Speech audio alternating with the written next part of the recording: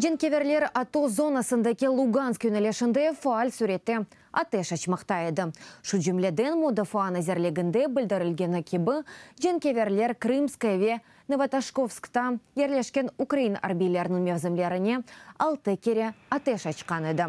Бұның әлі әкі минаты жыларыны құланды. Донецк юнелешінде әсас арбей әрекетлер Зайцева ве Авдеевкада алып барылды. Ишгалжелер енгіл селеландыру ве зырх техникаларыны құланды. Бұның әлі Майорск, Верхнетроицка ве Пески районларында вазиет керген еді.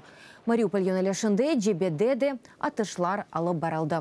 Кечкен күн девамында арби әрекетлер нәтижесінде Украин ордуларының сафларында әлі қолған яда яраланған арбилер yok еді. Мариупольский напрямок.